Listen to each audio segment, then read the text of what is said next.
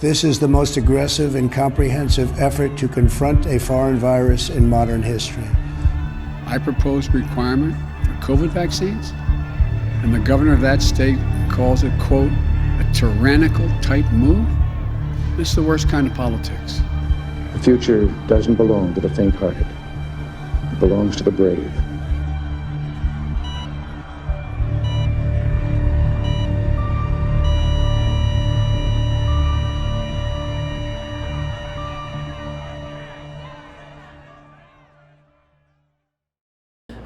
I think that COVID has killed a lot of people, and especially elderly people, so I understand the mandates and stuff like that about the vaccine. I think it's supposed to be for the greater good of everybody. I mean, everyone in my life, my immediate family is all vaccinated, and so we all, all believe in science and what scientists tell us, and so, yeah, we're all vaccinated, everybody I know. So I don't think it should be mandated.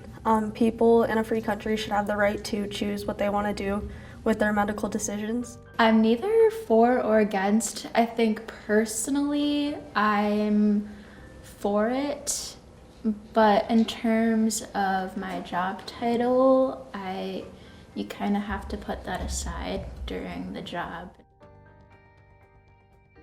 I don't think it should be mandated at all. I think that it's a personal choice. You can choose if you can have the flu shot or not, so I think it should be a similar deal that you can choose if you have the COVID shot or not. The United States is known as the land of the free. The symbol of our nation, the bald eagle, embodies that sense of freedom, courage, and strength that surrounds the American spirit. There are references to this undying pride that helps to paint the idea of an invincible America in the hearts of citizens from many backgrounds across the nation. However, when the COVID-19 pandemic hit in the U.S. in January of 2020, killing 6,240,619 people worldwide, a vaccine was later developed and soon after mandated in hospitals and schools.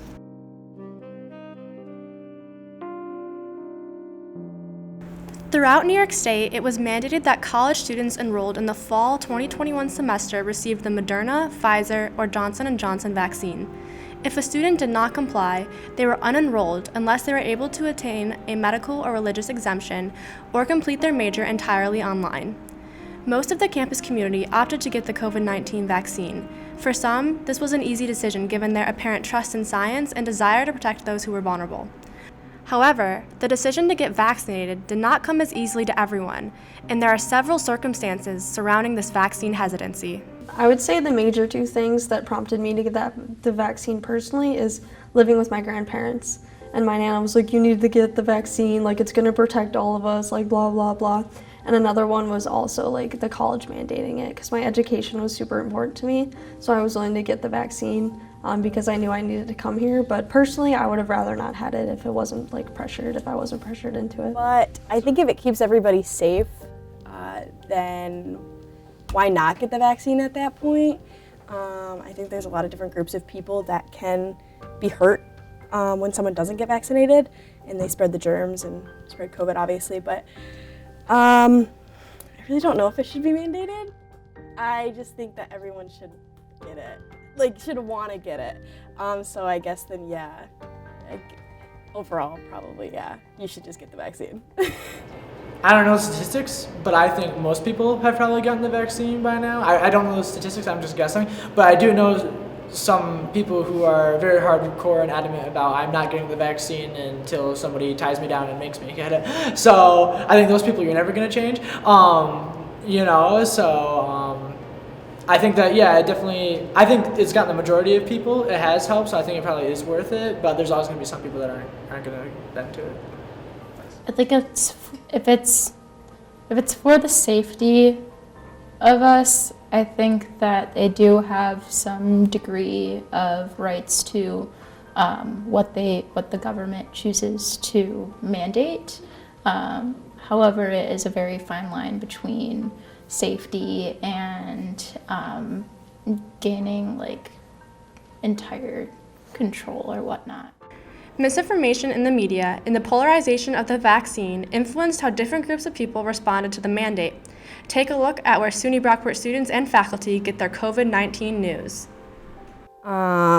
sometimes I'm just like scrolling through stuff, and I know the last time that I saw something, it was like, oh, is there going to be a new vaccine for the Omicron variant?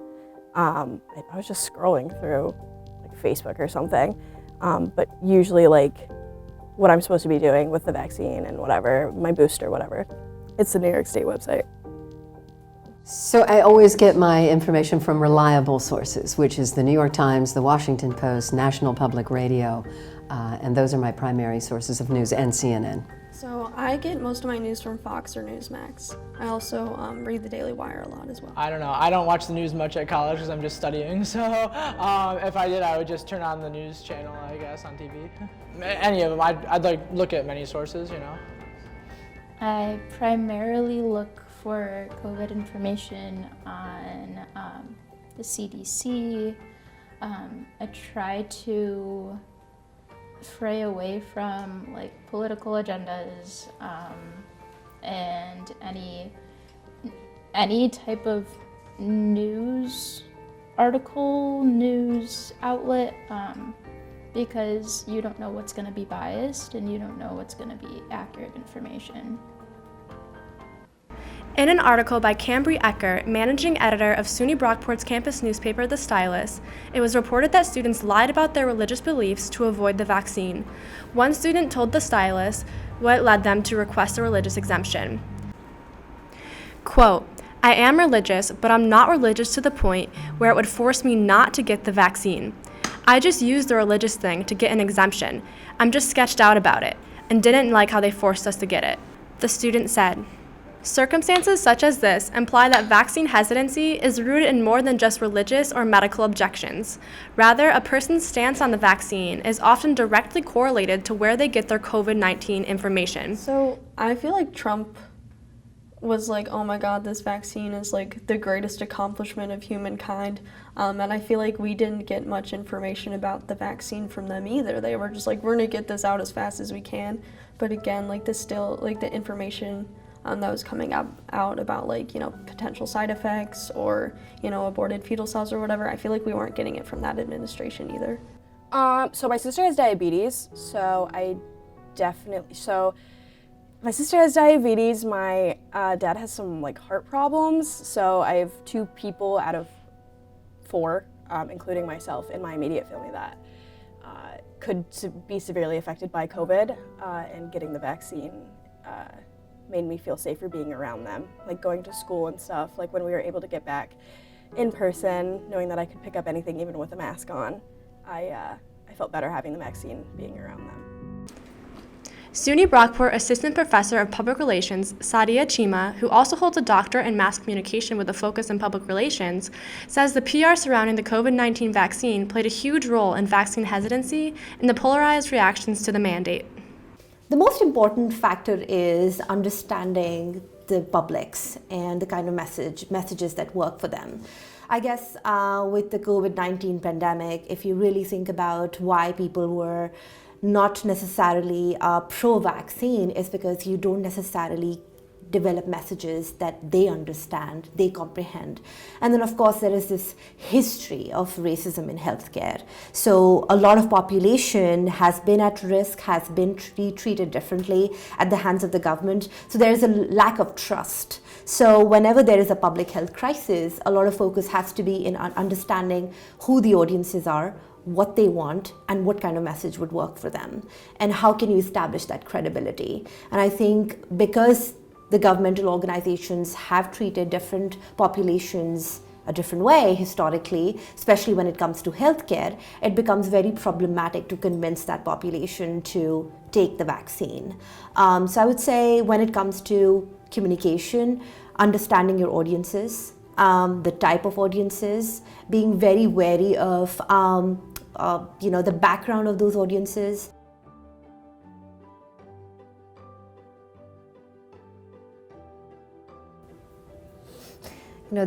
This takes me back to a discussion in public relations where, as a PR practitioner, you take decisions, you maximize the benefits for the maximum number of people. It is called the utilitarian approach. But in this case, how would you sit back and think that you have been able to maximize benefit for the maximum number of people when you can't even connect with those people?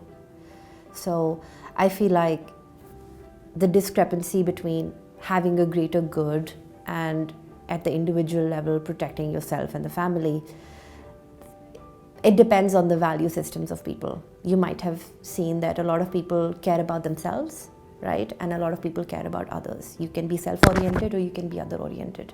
It boils down to, you know, some people who would walk across campus and they'll take the time to, oh, I'll wait for a recyclable bin to throw in, you know, my whatever, wrapper or a plastic bottle. Where they could have passed like maybe 3 or 4 trash cans, but they would wait for that one. It's just holding it for maybe 5 additional minutes, right?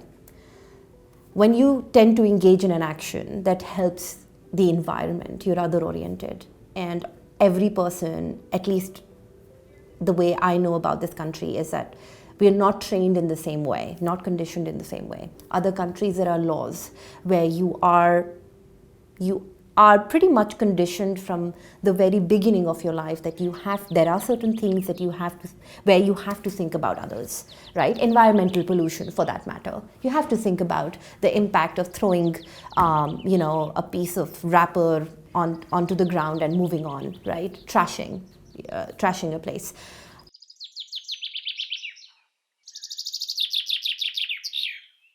I think we don't understand that the value systems of different populations need to be targeted here. So everyone will not think about the greater good. Mostly people are selfish, self-centered. So how can you, over time, make sure that the population extends beyond themselves?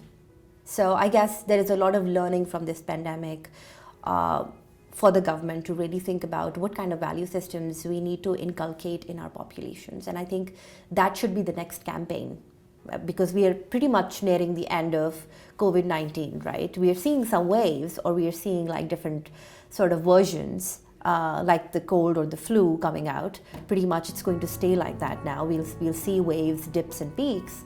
But I think the next campaign for the United States should be on bringing the people together. And I can see that 2016 elections, or even the one before that, you know, it's just kind of segregated people and brought in a lot of hatred. So we've lost some value systems on the way here. And I guess the next campaign should be building on to those value systems. Kindness, for instance, is a huge one. Vaccine hesitancy is a multifaceted issue. Between the polarization of the media and the politicization of the vaccine, a person's stance on the vaccine does not make them intrinsically right or wrong. Rather, it is the combination of a person's individual experiences, beliefs, and ultimately their perception of the greater good that determines where they stand on this deeply divided issue. There is no way to determine whether the vaccine is democratic or not, but it is democratic that people of all beliefs get to hold and voice their different opinions. For accurate, reliable, and up-to-date COVID-19 information, visit the Centers for Disease Control and Prevention at www.cdc.gov.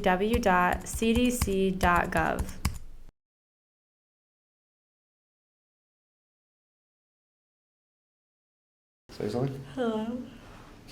Hello. Hello. You should just randomly break out into a British accent. Hello. Hello. Hello, mate. Okay, we're gonna go. For accurate, reliable, up-to-date COVID-19 information. Wait, am I doing it for real? Yeah. Oh, okay. Sorry. Okay.